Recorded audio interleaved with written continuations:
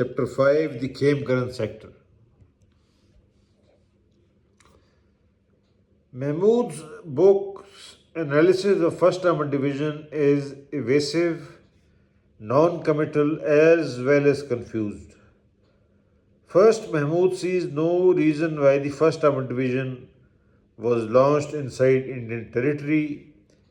The simple fact is that role of an army is to defend a state and, if possible, to inflict a decisive defeat on the enemy.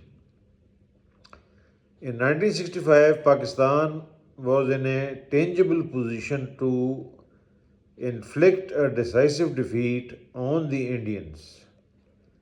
Thus, Pakistan's First Armored Division was launched into Khemkaran sector in an offensive role. But it is ludicrous that Mahmood's Staff College teaching handbook questions why this division was launched in Khemkaran.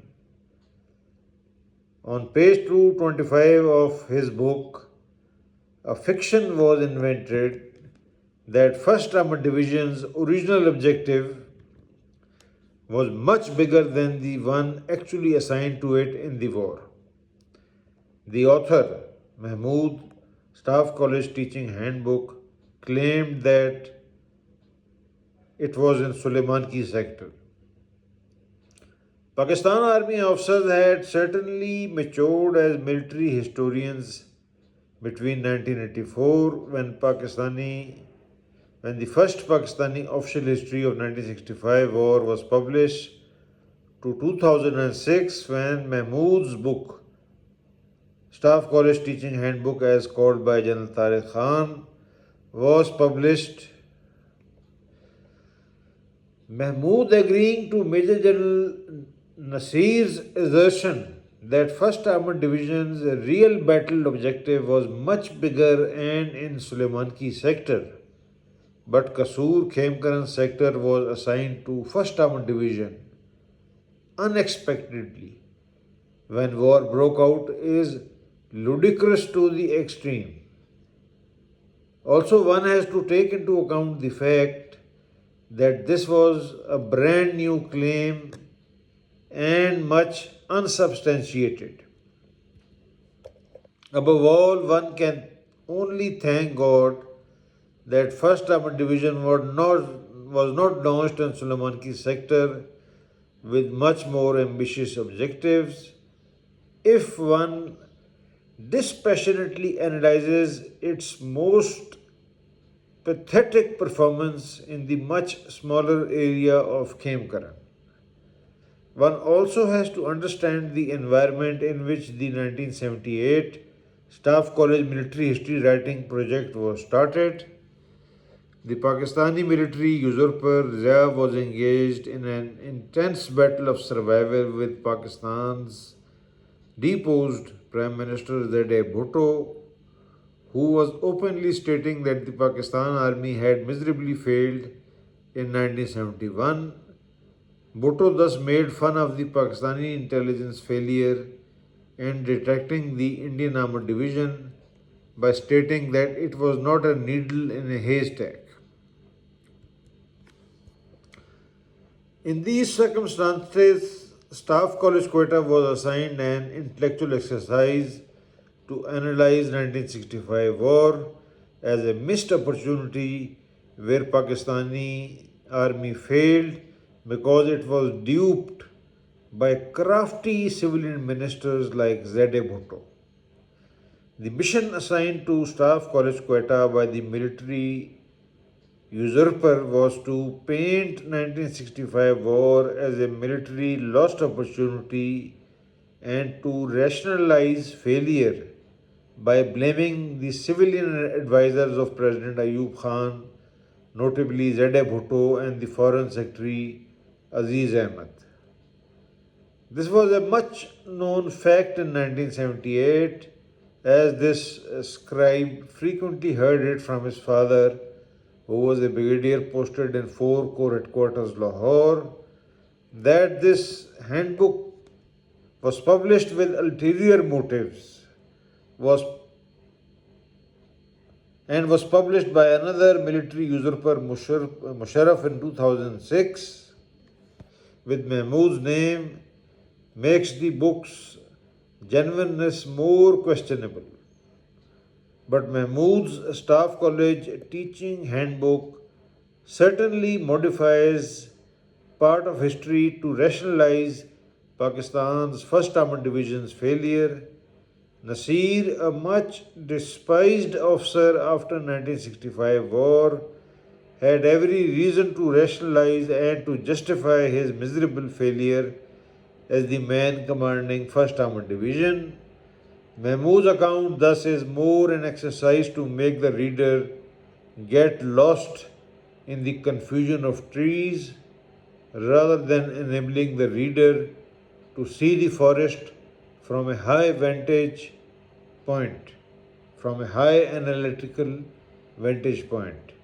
Above all, Mahmud's account totally hoodwinks the fact that the military usurper Ayub Khan from 1948 onwards had weeded out bold and competent officers and had handpicked spineless officers. Above all, Nasir, the Armored Division commander, was a classic example of the Ayubian conspiracy against originality and boldness. Major General Fazl Muqim, who served in Ayub Khan's tenure, brilliantly described the Ayubian conspiracy against originality and boldness as below. Quote, Fazl Muqim states, but we had been declining according to the degree of our involvement in making and unmaking regimes. Gradually, the officer corps, intensely proud of its professionalism, was eroded at its apex into third class politicians and administrators. Due to the absence of a properly constituted political government, the selection and promotion of officers to the highest ranks depended on one man's will.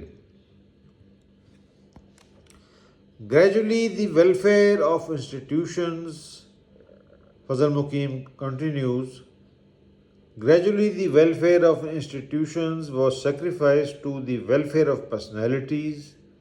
To take the example of the army, the higher command had slowly been weakened by retiring experienced officers at a disturbingly fast rate. Between 1955 and November 71, in about 17 years, 40 generals had been retired, of whom only 4 had reached their superannuation age. Similar was the case with other senior ranks. Those in the higher ranks who showed some independence of outlook were invariably removed from service. Some left in sheer disgust in this atmosphere of insecurity and lack of the right of criticism, the two most important privileges of an armed forces officer. The extraordinary wastage of senior officers, particularly of the army, denied the services of the experience and training vital to their efficiency and welfare. Some officers were placed in positions that they did not deserve or had no training for. Unquote. People like Nasir and many others. Quote, unquote. This is Fazl Muqim, Pakistan's Crisis in Leadership, the first official history of 1971 war, published by the National Book Foundation in 1973. Now, since the Staff College in 1978 was assigned an intellectually dishonest assignment based on malified intentions and ulterior motives by a military usurper fighting for his survival, Mahmud, then serving in Staff College, and officers of similar model, make, and type could find nothing wrong in quality of officers in the Ayyubian army. Instead, Mahmud, the Staff College Teaching Handbook, and characters like Nasir blamed fictitious and far fetched reasons like change of objective without sufficient notice as the prime cause of 1st Armored Division's failure. This loses all historic credibility. He relied on impressive but inaccurate maps to impress and confound the typical mediocre and naive readers, but his analysis was supremely shallow. In 2006, Mahmood's Staff College Handbook wanted the readers to believe that poor Nasir was most reasonable fellow if someone's name not known suddenly changed the objectives to first armored division assigned to the first armored division. More shockingly, one believes Lieutenant General Tariq Khan, and I have unlimited and absolute faith in Tariq Khan's credibility as far as this assertion is concerned. This is sheer nonsense, and definitely the book was Staff College Teaching Handbook, a group effort. God save the Pakistan Army. I interviewed eminent armored corps officers like Zadeh Khan, whose book was distributed in all Pakistan Army officers, like Mahmood's Staff College book. Zadeh Khan had the following to say about Pakistan's 1st Armored Division's performance in 1965 war. My question put to Zadeh in an interview conducted in 2002. My question: you have stated some commanding officers of tank regiments collapsed in Khemkaran. Why did this happen? Zadeh Khan: in Khemkaran, the Armored Division commander, 2 brigade commanders, and 4 out of 5 regiment commanders collapsed. This happened because our commanders are neither trained nor tested for working under battlefield stress. This ends the chapter on the 1st Armored Division. In chapter 7, we will discuss the south of Sutlej operations and more on this later.